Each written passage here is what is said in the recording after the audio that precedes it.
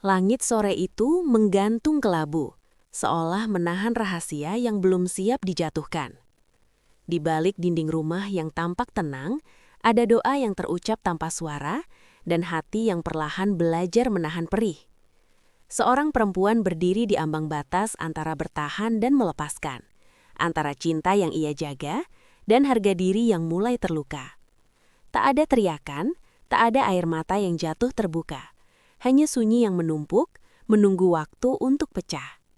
Dan ketika pintu itu akhirnya menjadi saksi, segalanya tidak lagi sama. Sebelum kita lanjut ceritanya, tekan tombol like dan subscribe sekarang juga. Dan absen di kolom komentar dari kota mana saja teman-teman menyimak cerita ini, agar kami tahu sudah sampai kota mana cerita ini ditonton.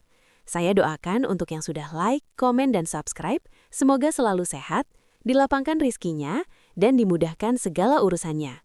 Amin. Aisyah selalu percaya bahwa pernikahan adalah tempat paling aman bagi seorang perempuan.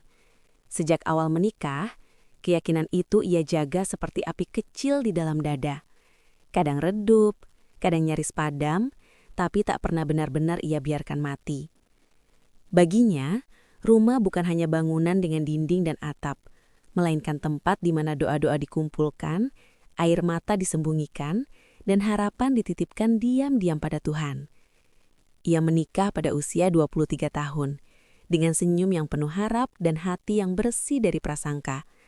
Suaminya, Farhan, adalah lelaki yang saat itu tampak sederhana, tenang, dan menjanjikan masa depan yang terasa cukup. Tidak berlebihan, tidak mewah, tapi cukup. Dan Aisyah tidak pernah menuntut lebih dari itu. Ia hanya ingin setia dan ditemani. Tahun-tahun awal pernikahan berjalan seperti kebanyakan kisah rumah tangga. Penuh penyesuaian, pertengkaran kecil, dan tawa yang sering hadir setelahnya. Aisyah belajar menjadi istri, belajar menahan kata ketika lelah, belajar mendahulukan orang lain sebelum dirinya sendiri, belajar menerima bahwa cinta kadang tidak selalu hangat. Ia percaya semua itu wajar. Namun, perubahan jarang datang dalam bentuk yang mencolok. Ia datang pelan-pelan, seperti retakan halus di dinding rumah yang baru disadari saat sudah memanjang kemana-mana. Farhan mulai sering pulang larut tanpa penjelasan. Nada bicaranya berubah, bukan marah, tapi dingin. Ia tidak lagi bertanya apakah Aisyah lelah, tidak lagi menatap wajahnya saat berbicara. Aisyah mencoba menghibur dirinya sendiri. Mungkin pekerjaan, mungkin tekanan hidup. Ia memilih mengerti meski tak selalu dipahami. Setiap malam, Aisyah merapikan rumah dengan tangan yang gemetar oleh capek. Ia menyapu lantai sambil mengulang doa yang sama. Ya Allah, jaga rumah tanggaku. Ia memasak dengan rasa yang sama seperti dulu, meski sering masakannya tak lagi disentuh. Ia tetap menyapa dengan senyum, meski sering dibalas dengan diam. Kesabaran, pikirnya, adalah bentuk cinta paling tinggi. Tapi tak ada yang mengajarkan bahwa kesabaran juga bisa menjadi alasan seseorang terus dilukai. Pelan-pelan, Aisyah mulai merasa dirinya seperti tamu di rumah sendiri. Ia menjaga nada bicara, langkah kaki, bahkan nafasnya agar tidak mengganggu. Ia takut salah, takut dianggap kurang, takut membuat Farhan marah. Padahal ia sendiri tak tahu lagi kesalahan apa yang sedang ia perbaiki. Suatu malam, ketika hujan turun tipis dan udara terasa lebih dingin dari biasanya, Aisyah duduk sendiri di ruang tamu. Lampu menyala redup.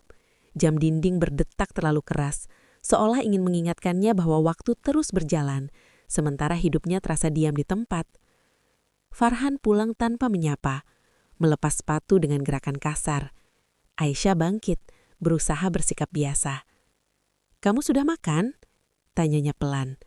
Farhan tidak menjawab. Ia hanya membuka ponsel, duduk, dan menyalakan televisi. Aisyah berdiri kaku beberapa detik sebelum kembali ke dapur.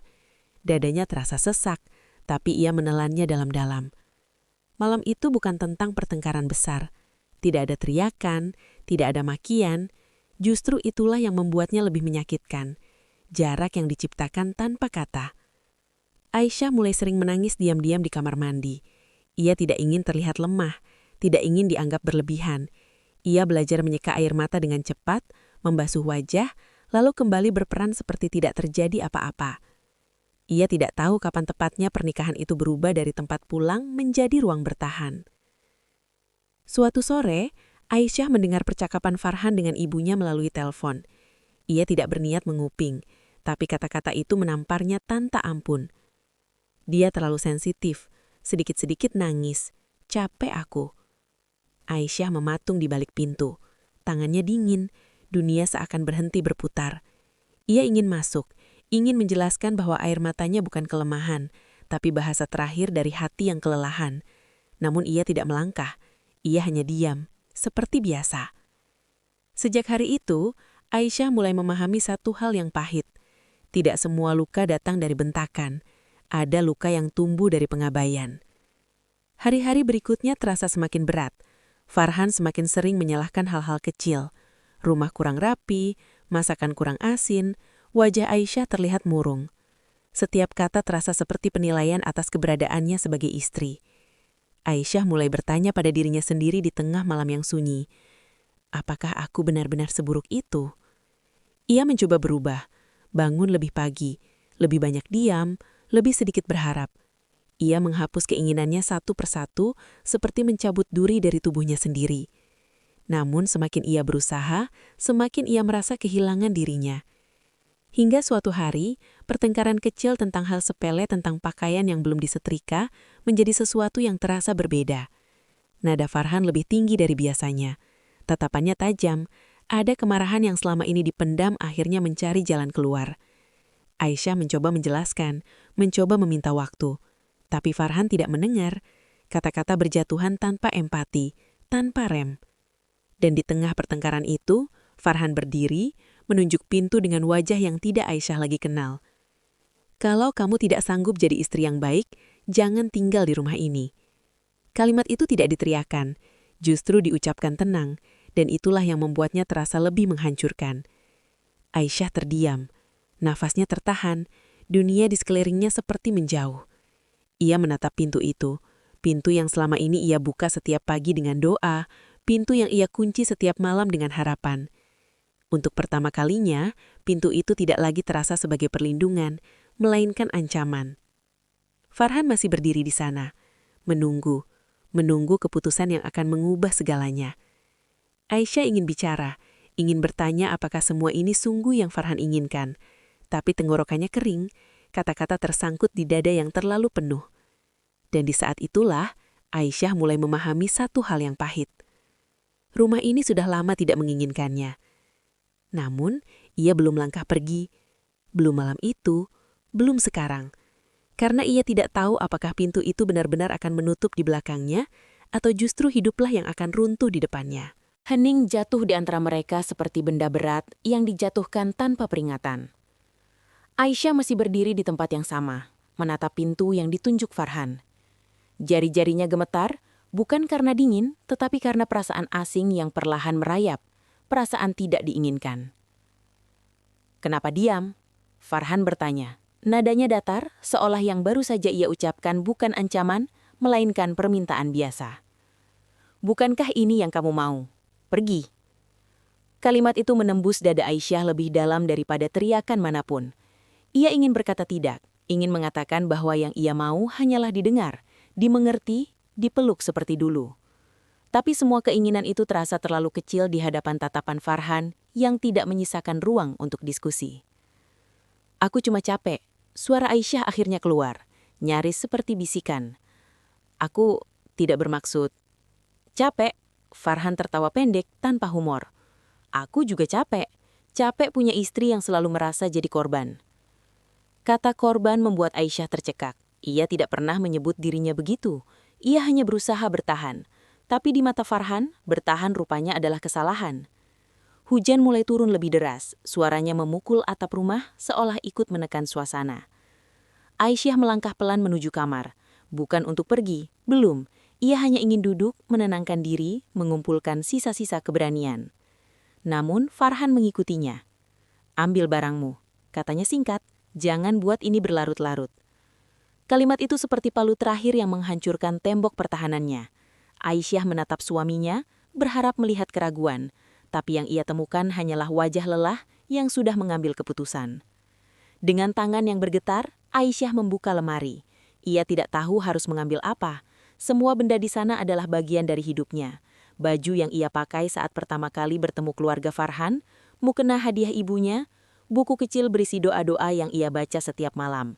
Semuanya terasa berat untuk ditinggalkan, tapi mustahil untuk dibawa semua. Ia memilih tas kecil, mengisinya seadanya. Setiap lipatan baju terasa seperti perpisahan kecil yang menyakitkan. Farhan berdiri di ambang pintu, memperhatikan tanpa emosi. Tidak membantu, tidak melarang, tidak bertanya kemana Aisyah akan pergi.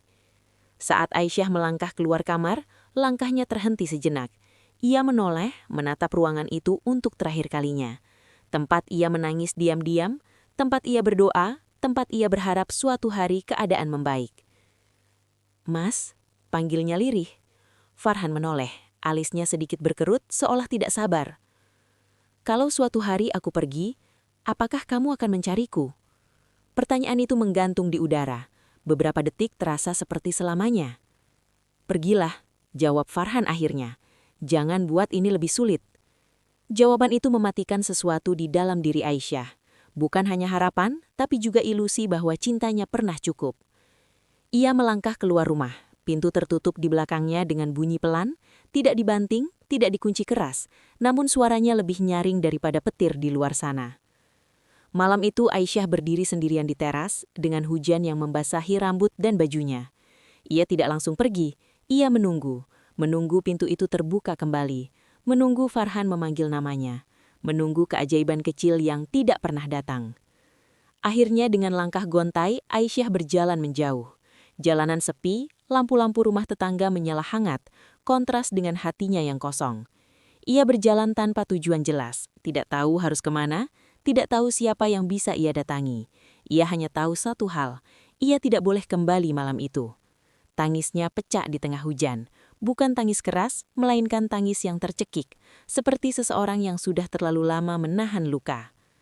Ia teringat ibunya, teringat pesan sederhana yang dulu sering diucapkan. Kalau capek, pulang. Tapi kemana ia harus pulang sekarang? Aisyah duduk di halte kecil yang sepi, bajunya basah, tangannya dingin. Tas kecil di pangkuannya terasa begitu ringan, seolah hidupnya sendiri telah disederhanakan menjadi beberapa potong pakaian dan luka yang tidak terlihat. Ponselnya bergetar, satu pesan masuk, dari Farhan. Ia menatap layar itu lama, jantungnya berdebar. Mungkin penyesalan, mungkin permintaan maaf, mungkin pintu yang akan dibuka kembali. Pesan itu singkat. "Besok ambil sisa barangmu, jangan datang malam-malam." Aisyah menutup mata. Air mata jatuh lagi, bercampur hujan. Malam itu ia benar-benar mengerti. Pengusiran tidak selalu disertai teriakan, kadang ia datang dalam bentuk kalimat dingin yang tak memberi ruang untuk kembali. Ia menghabiskan malam itu dengan duduk diam, memeluk tasnya, menahan gemetar. Setiap menit berlalu terasa seperti ujian. Ia bertanya-tanya apakah ini hukuman atau justru jalan yang Tuhan pilihkan untuknya. Menjelang subuh, hujan reda. Langit masih degap, tapi perlahan memucat. Aisyah bangkit, tubuhnya lelah, matanya sembab, tapi langkahnya mulai menemukan irama baru, ritme seseorang yang tidak punya pilihan selain terus berjalan. Namun jauh di dalam hatinya, satu pertanyaan terus bergaung. Apakah hidupnya benar-benar berakhir di sini, atau justru penderitaan yang sesungguhnya baru akan dimulai? Karena Aisyah belum tahu bahwa hari-hari setelah pengusiran itu akan menguji dirinya lebih keras daripada malam ini. Dan keputusan yang akan ia ambil setelah matahari terbit akan menentukan apakah ia hancur sepenuhnya atau bangkit dengan cara yang tidak pernah ia bayangkan sebelumnya. Pagi datang tanpa menunggu kesiapan siapapun. Matahari terbit perlahan, seolah ragu menampakkan diri pada dunia yang masih basah oleh sisa hujan dan luka. Aisyah berdiri di tepi jalan, menatap langit yang memucat. Tubuhnya terasa asing, lelah, kaku dan kosong. Namun ada satu hal yang tetap hidup di dalam dadanya, nafas. Ia masih bernafas, dan selama itu, hidup belum benar-benar selesai. Ia akhirnya memutuskan pergi ke rumah ibunya. Perjalanan terasa panjang, meski jaraknya tidak seberapa. Setiap sudut jalan mengingatkannya pada kehidupan yang baru saja runtuh. Ia menunduk, menahan air mata yang kembali menggenang. Bukan karena ia ingin terlihat kuat, tapi karena menangis terasa tidak lagi cukup. Ketika pintu rumah ibunya terbuka, Aisyah tidak sempat berkata apa-apa. Ia hanya berdiri di ambang pintu dengan mata sembab dan tubuh yang masih berbau hujan. Ibunya menatapnya beberapa detik.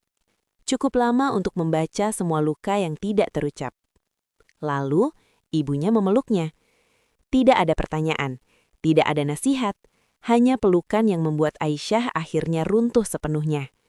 Tangis yang selama ini tertahan pecah, keras dan jujur. Untuk pertama kalinya sejak lama, ia tidak perlu berpura-pura baik-baik saja. Hari-hari berikutnya berjalan lambat. Aisyah menghabiskan waktu di kamar lamanya, kamar yang dulu ia tinggalkan dengan keyakinan akan membangun hidup baru. Kini, ia kembali, bukan sebagai gadis penuh harap, melainkan sebagai perempuan yang baru saja kehilangan rumah, suami, dan masa depan yang ia bayangkan. Farhan tidak mencarinya. Tidak ada telepon, tidak ada pesan selain urusan pengambilan barang. Dan disitulah Aisyah mulai memahami satu kebenaran tafid. Orang yang dengan mudah mengusirmu, jarang merasa perlu menjemputmu kembali. Proses hukum perceraian berjalan tanpa drama besar. Justru itulah yang paling menyakitkan. Semua terasa administratif, dingin dan cepat. Seolah 7 tahun pernikahan bisa diringkas menjadi beberapa tanda tangan dan kalimat formal. Malam sebelum sidang terakhir, Aisyah duduk sendiri dengan mukena di pangkuan. Ia tidak menangis. Air matanya telah habis pada malam hujan itu. Yang tersisa hanyalah kelelahan dan keikhlasan yang dipaksakan. "Aku tidak tahu apa rencanamu," bisiknya dalam doa. "Tapi aku sudah terlalu lelah untuk melawan. Jika ini akhir, tolong jangan biarkan aku kehilangan diriku sendiri."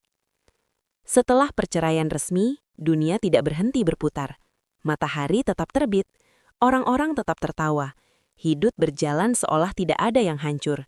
Dan disitulah Aisyah belajar pelajaran paling sunyi, bahwa patah hati terbesar sering terjadi dalam keheningan. Ia mulai membangun hidupnya dari awal. Perlahan, tanpa target besar, tanpa ambisi membuktikan apapun. Ia bekerja lagi, mengisi hari-harinya dengan rutinitas sederhana. Kadang ia masih terbangun di malam hari dengan dada sesak dan kenangan yang menyusup tanpa izin. Namun setiap kali itu terjadi, ia mengingat satu hal. Ia pernah diusir, tapi ia tidak hancur.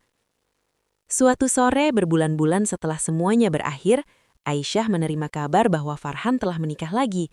Berita itu datang tanpa peringatan, lewat orang lain, seperti semua hal menyakitkan lainnya. Ia terdiam lama. Ada nyeri yang muncul, tajam tapi singkat. Bukan karena cinta yang tersisa, melainkan karena menyadari betapa mudahnya ia digantikan. Namun, untuk pertama kalinya, Aisyah tidak menyalahkan dirinya sendiri. Ia menatap cermin malam itu. Wajahnya terlihat lebih kurus, tapi matanya lebih jujur. Ada bekas luka tapi juga ketenangan yang tidak ia miliki sebelumnya. "Aku bertahan sejauh ini," katanya pelan pada bayangannya sendiri. Dan itu cukup. Waktu mengajarinya banyak hal, bahwa cinta tidak seharusnya membuat seseorang kehilangan harga diri, bahwa kesabaran tanpa batas bisa berubah menjadi pengkhianatan terhadap diri sendiri, dan bahwa pulang tidak selalu berarti kembali ke tempat lama, kadang pulang berarti kembali kepada diri sendiri. Suatu pagi Aisyah berjalan melewati sebuah rumah. Di depan rumah itu ada pintu yang tertutup. Ia berhenti sejenak, lalu tersenyum kecil. Ia teringat malam ketika pintu ditutup untuknya. Malam ketika ia diusir tanpa teriakan, tanpa kekerasan, hanya dengan ketidakpedulian.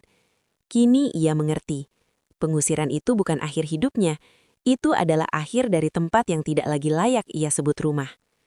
Aisyah melangkah pergi dengan langkah ringan, tidak lagi menoleh ke belakang, tidak membawa dendam, tidak membawa harapan palsu, hanya membawa dirinya sendiri, utuh meski pernah retak. Karena pada akhirnya, ia belajar satu kebenaran yang paling menyelamatkan. Seorang perempuan tidak hancur ketika ia diusir. Ia hancur ketika ia percaya bahwa dirinya pantas diperlakukan demikian. Dan Aisyah tidak lagi percaya pada kebohongan itu.